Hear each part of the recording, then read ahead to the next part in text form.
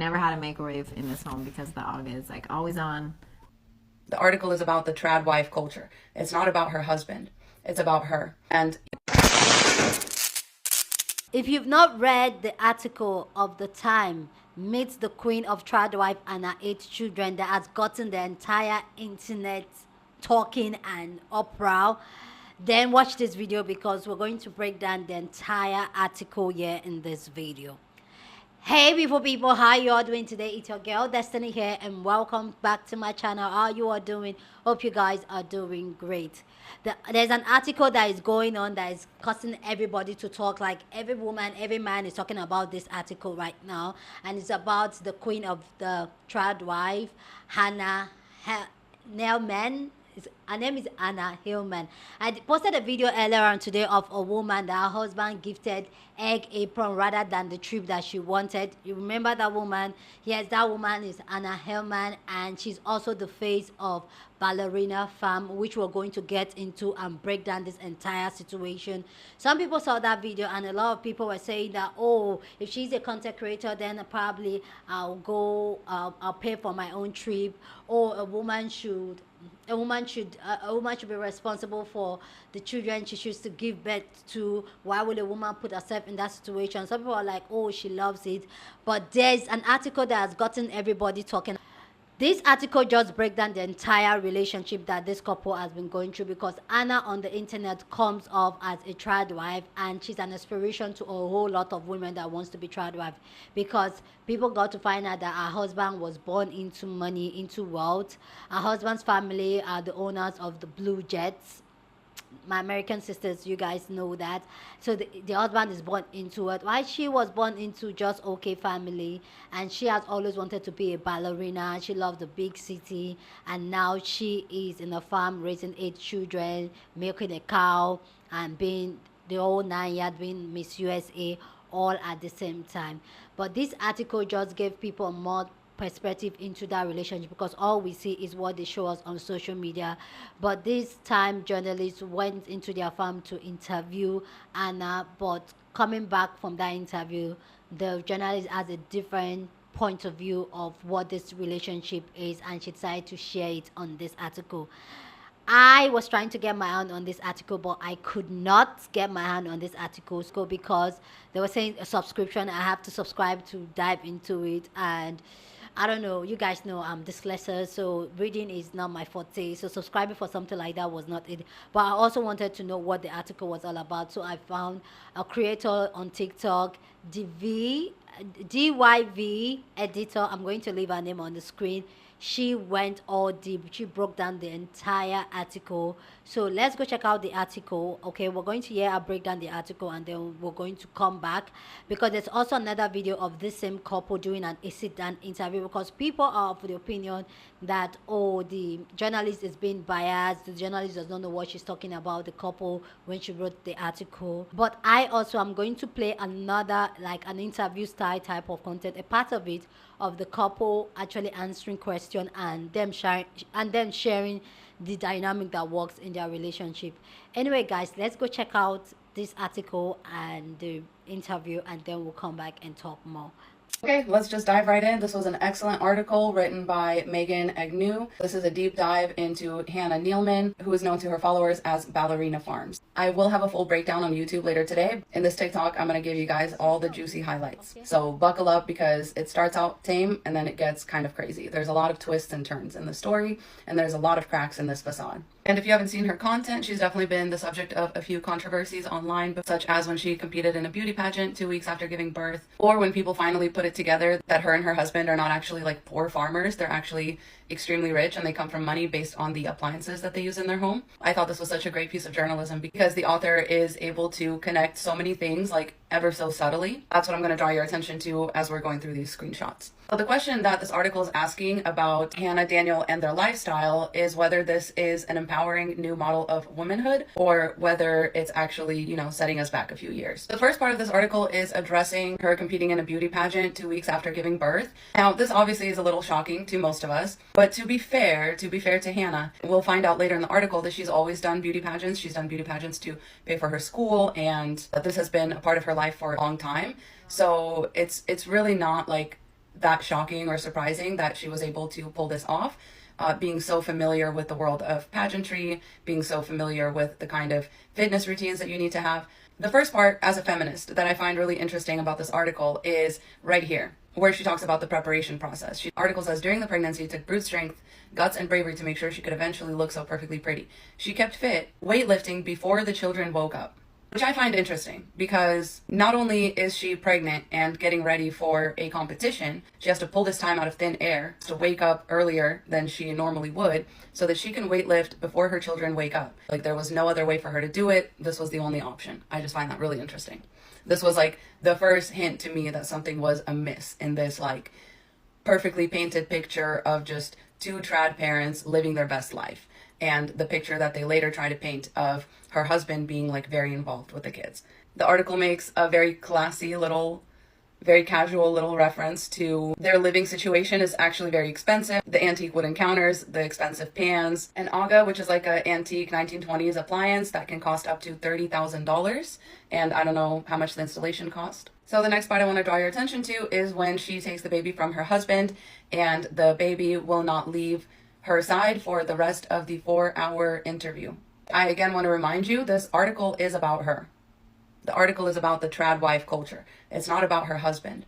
It's about her. And even though they obviously don't do these kinds of interviews every day, it's very clear that there is no consideration for her as her own person that needs to be able to focus on a interview that she is giving about herself again. So we definitely start to kind of notice even more cracks in the facade. When they're asked about, how it feels to have millions of people watching them, they defer to God. At first, Hannah says, I feel like we're doing what God wants. Husband adds, we're on his errand a little bit.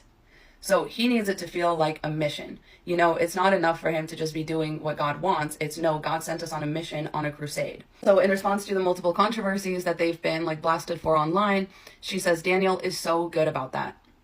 He says you can't lean into what people are saying or the titles that people are putting on you. You just have to live your life and shut that out, because if not, it will overtake you. He says, I'm just kind of numb to it for whatever reason, which is interesting because of course he is. He's the man. He doesn't receive the brunt of this criticism. She does. So of course he's numb to it. That's very dangerous. Sometimes people are really trying to warn you, especially when you're receiving such a big backlash. It's important to be able to introspect and look within and be like, oh, maybe we are doing something wrong. But clearly he has not set that kind of atmosphere in their life. Another crack in the facade here, when they're talking about Hannah being the most well-known trad wife and how she feels about that, her husband answers and he says, that's what we are. If we're trad dad, trad wife, so be it. She has to pipe in and disagree. She says, I don't actually necessarily identify with it because we are traditional in the sense that it's a man and a woman and we have children.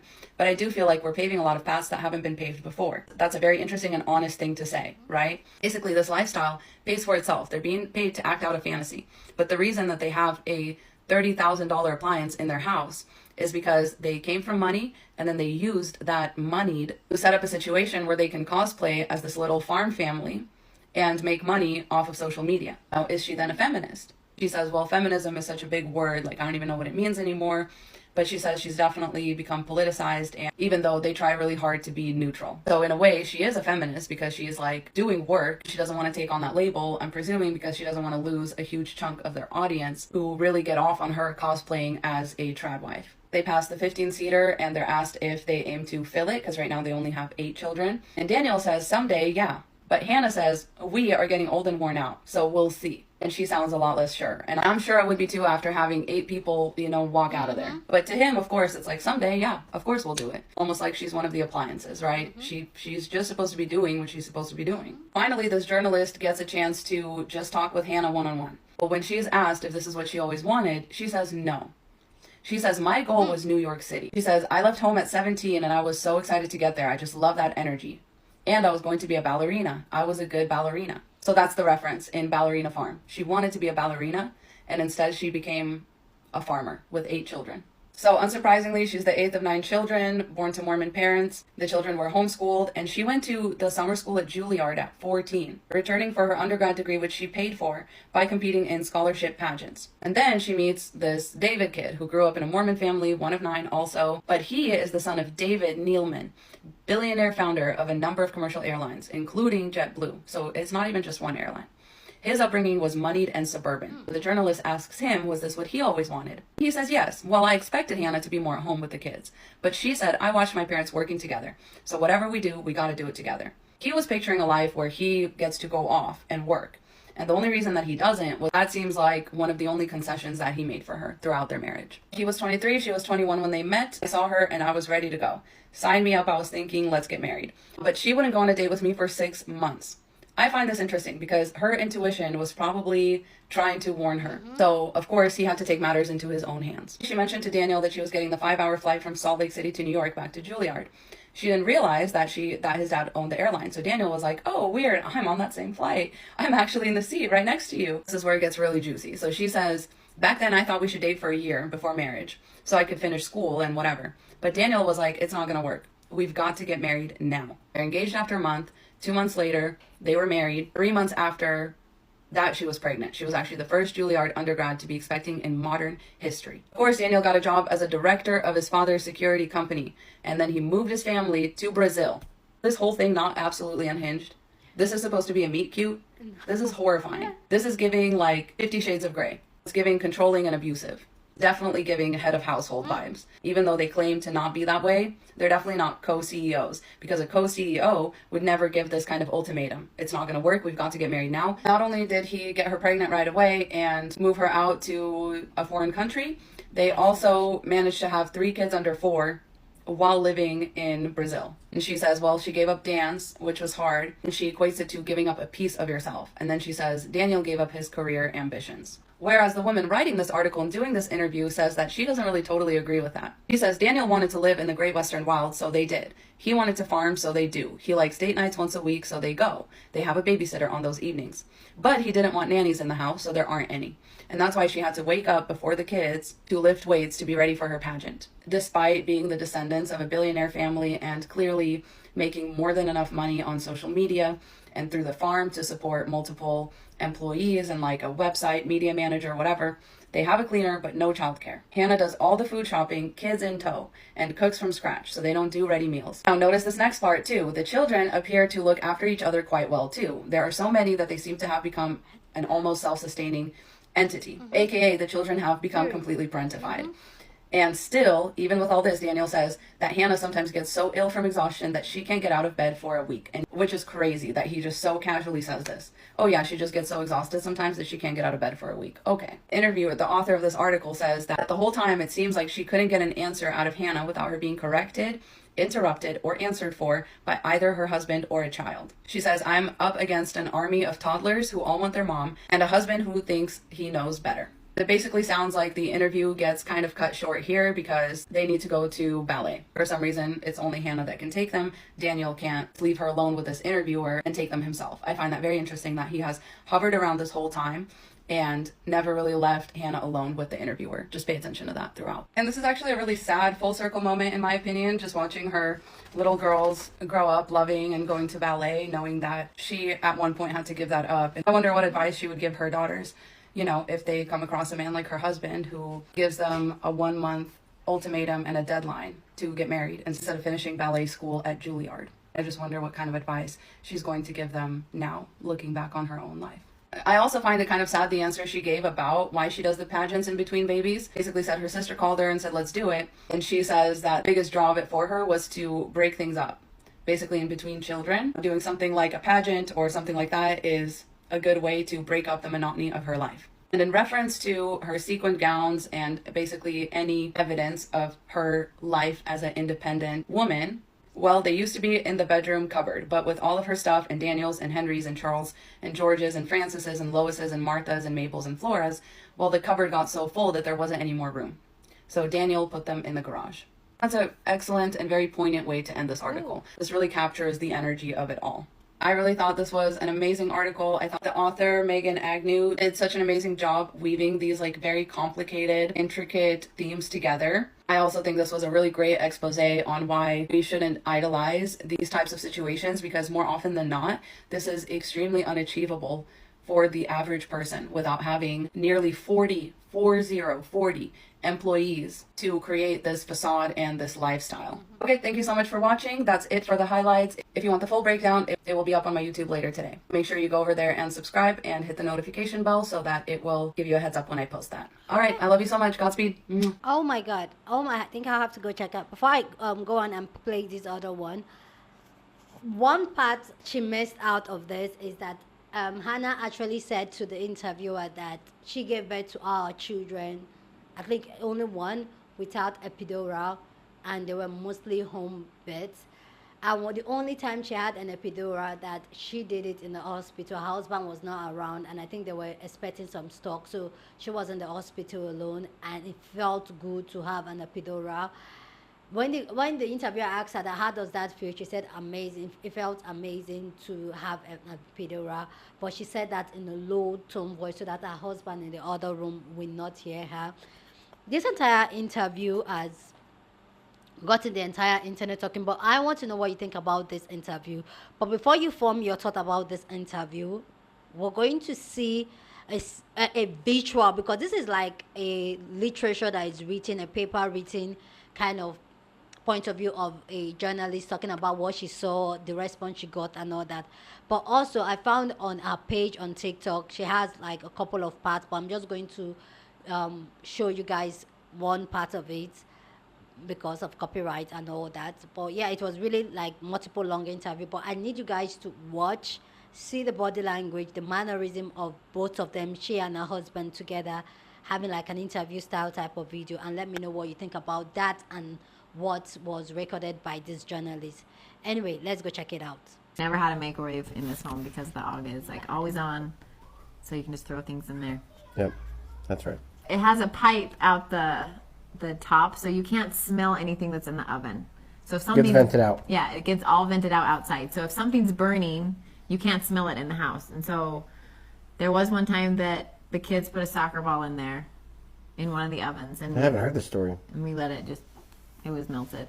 And then also, you know, like the kids will make quesadillas and cheese, they'll put them in the oven, and then they'll go out and play and forget about them. And then, you know, 4 hours later, Don't smell anything burning. you don't smell anything burning. No smoke. You open the oven and it's just like these pieces of Yeah. charcoal. So We burnt some cinnamon rolls this morning. we burnt cinnamon rolls this morning. Rest in peace. Rest in peace. So here are these cinnamon rolls from this morning. Burnt to perfection. I really wanted that. And as far as the color goes, it's called British Racing Car Green is the name of the Yeah, color. racing car green, yeah. Well, I think one of the best things about a social media business in our case is that we get to work together. Growing up, like my parents didn't work together. Mom was home with us kids. Dad got on a train and went to work in New York City. For us, it's been so nice to be able to work together. We obviously have a lot of kids, so we have a lot of responsibilities. And I take care of more of the ranch side of things. Hannah takes care of more of the marketing, a lot of the products that we work on, product development. And so we have defined roles in some things, but we also share so many roles, Yeah. especially with parenting. I mean, we're very 50-50. Hannah does more. I do as much as I can. Well, especially because the kids are homeschooled and both of us are at home every day, and so Yeah. we're able to share a lot of that, Yeah. So we're which home. is really helpful. We're together the vast majority of the day, which I love.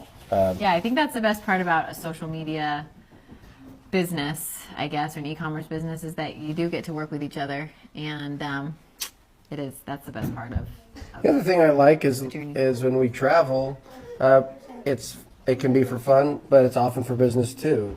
So we like to be able to document our travels. We often will go to farms. We might hit a beach too, but there's always farms even near beaches, and so that's been fun. We're working when we're playing when we're working. I've really enjoyed that. Yeah, I think being a content creator is, you know, because we run a business, but we're also content creators, right? There's kind of two aspects to what we do. And I think being a content creator can be very challenging at times, but also can be very freeing. Like you said, like you can create content anywhere and everywhere. Yeah. And for me, like my main responsibility, we're raising the animals, we're taking care of the ranch. I really feel strongly that I have to, support Hannah And, we have a lot of kids. I can't expect her to take care of the kids all day and also produce the content that she wants to produce as an artist. And so I just have always felt that if I take care of her needs and what she needs, that she can produce her content, and honestly, the business side takes care of itself. And so that's been so important, it's just making time to create the content, because, that's why people have come in the first place to Ballerina. I have a lot to say. I have some points, but I want to know what you think about this conversation down in the comment section. Let me know what you think about the interviewer, the journalist that wrote that article, this video, this sneak peek of their interaction interview you've seen, and then let me know what you think about this dynamic and what are your thoughts. There's going to be a part 3 of people responding to this article, because this has gotten everybody talking, which we're going to get back in the next video. That video, I think I'm posting it tomorrow morning, so you don't want to miss it out. But yeah, I pick up a couple of things, but I want to know what you think down in the comment section. But please, like always, keep it respectful. Here on this channel, we're allowed to disagree, but we'll do it in a respectful way. So go ahead, feel free and share your thought, but be respectful. We're here to have conversation, okay? So here's my thought. First off, as a content creator, come here. He talking about, oh, I allow her to do things so that she can create the content she can create, and then the business takes care of himself. If you are a content creator, you know the business does not take care of himself, you take care of business. And I feel like this is something that he doesn't know, because he doesn't do it, because it feels like it automatically just takes care of himself, not knowing the amount of work she puts in. And their brand, the Ballerina Princess, she is the face of that brand. People connect to that brand. People are tuned to their TikTok page because of her, and because of the whole illusion of the trad wife thing. And from the article, which was not pointed out by the sister that breaks it down, a lot of people thought probably she has help in the house doing all that. She does not have any single help in the house. She is the primary caregiver of those children. She also goes to the farm to take care of the farm duties. She also freshly cooked meal for this man and the 8 children she has with him. There is no microwave. You heard in that interview, there's no microwave in the house. So to almost 24, because even me that don't do those things, the 24 hours a day is not even enough for me. But this woman does this. This man saying that sometimes she looks after the children while she does other things. How, when even the interview said that the children, they cannot get their hands off their mommy. They don't want to go in. Even the little ones just want to cling on to her rather than to be with the father. That says a lot. Yeah, and some people are saying that, oh, they're building a business together. The thing is that, which we're going to address in the part 3 or the next video, of if she even is the owner or a co-owner of this business. And I guess, just guess if you think so, if you think she's a partner. As much as she's doing this old trad wife thing and all that, first off, from this their personal interview they did, you could see her body language for somebody that loved the city, which is somebody, there was an interview I saw of her talking about how much she loved the city, like how she loves the lights that comes up in the city and all that. And this woman literally doing 360s of the things she really want and really enjoy, like the cities and all that, to being in the farm. A lot of people will say she chose that life and all that, which I'm going to get to later on. Him talking about vacation, that they have been on vacation, they go around, they see things, they go to farms and all that. I saw 2 vlogs they did. One when they went to Paris. I'll see if I can put it up in the one when they went to Paris, the other one when they were in New York. She loves the city life. She has always wanted to be a city girl. We all know as young girls growing up, there are some ways we picture ourselves like, oh, but if you can grow out of it, because I remember growing up, I used to really like be so into the city life. I want to be in the city. But right now, I think I'm in that place where I just want to go back to my village. So I get it, but you could still see every time they go to a city, especially the New York one, you could see how light our eyes were when they were in New York City. Because I feel like New York City is like just that rock for her, like just that place for her, just like my dream place. But because of her husband, every time they go on vacation, they travel outside the country or they travel outside their home. the husband always finds the duty to take them to a farm, rent an Airbnb on a farm and all that. I feel personally like, I don't know these people personally, just us having conversation. I feel like the husband is in that place where he feels like he has to keep her busy 247, so that she doesn't even have time for any other thing but to always cater for what he needs. This man is born into money. Some people will say it's his father that has money, not him. But we all know how these deep money type of people, he may not have the type of money regular smeaker people will have, but he has money. He might not have the type of money his father has, but he has money. They have expensive appliances in their house, so definitely he has money, and their business brings him money. But for the fact that this man just literally see this wife more like an object, you could even see when there are a couple of videos which I'm going to be putting up on the screen. There are a couple of videos on the internet of her literally doing multiple things at the same time with a baby strapped with her, and you see the other kids running and chopping all around that and all that. Where is the man? Why don't we have content of him having the kids with him? Da da da da da. No. Another thing that was missed out in that article is that one thing she loved the most is being a ballerina and dancing. She used to have like a small space for her in the farm where she does the dancing. That space was converted into a garage. And you heard when the lady was breaking down this thing, all her prized possession, a pageantry, a ballerina stuff is put in the garage because there is no space for her. Do you know what that means? There is no space for her in a farm that has multiple acres of land. There is no space for her stuff, and that says a lot. Some people will say, oh, she's an adult, she picks the life and da da da. I get it, but I feel like this is what comes from, I'm not judging, I'm not one of the people, but if she loves it, I love it for her. But this is where we're having the conversation. But I feel like a lot of women have been in this place where they lose focus. Like if you ask a lot of women in my society, in my culture, what are your dreams, what are your aspirations, they don't have, because even though they had it as a little girl, it was shifted by marriage, men, children and all that, and they just conform to whatever marriage and children brought to them, and eventually they lost it. But I feel like she was like every young girl was. They got married in an early, when she was in her 20s, when they were very young. But like every young girl was, the prospect of being married, having a man, was a goal for every girl. Like it was a dream, having that wedding, having the children and all that. And I feel like I'm not speaking for her, but sometimes women get into that place where they get into it, even by the time they now start getting to know who they are themselves, which sometimes is hard because they are so preoccupied with being a wife and a mother that they cannot go into the journey of finding who they are as a person, or even be very self-aware. Clearly she's a boss woman because this woman works hard. But one thing I also want to know about this couple relationship is that, does she get paid on a monthly salary? Because she's putting in so much work. So is she on a monthly salary, or is like a joint account? It's our money. You get what I'm saying? So like I say, most women are being put into that place where this is more like a dream come true.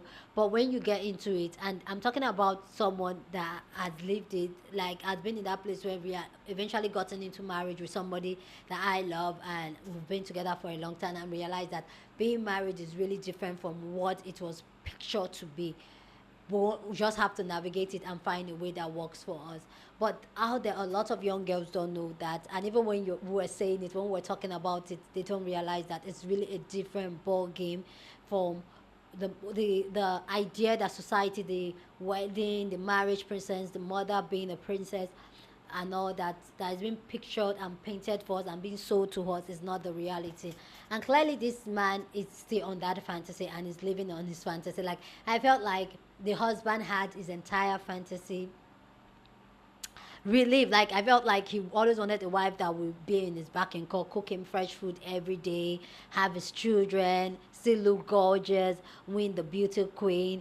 But one thing which is something we've always established here, some of these men, They will not go for a woman that wants those things, that those are the things they want most in their life. They'll go for a woman that wants totally the opposite, that, and try to convince her to come to this life that they want. And some women do, but some women don't.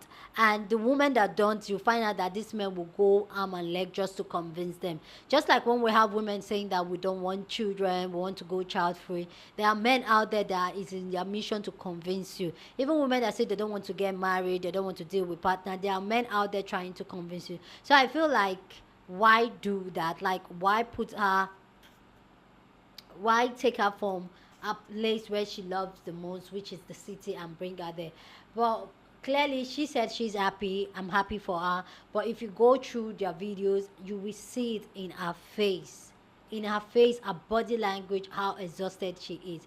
But anyway, there's more to this video which we're going to address in the second part of people's response. But also, I want to know what you think about this one so far, because the people's response, you want to watch it because there are people coming up from different angles. Some people are here for it, some people are not here for it, and I find it really, really interesting that some people are not here for it. And they broke it down how the journalist was being biased and how we should not feel pity for her.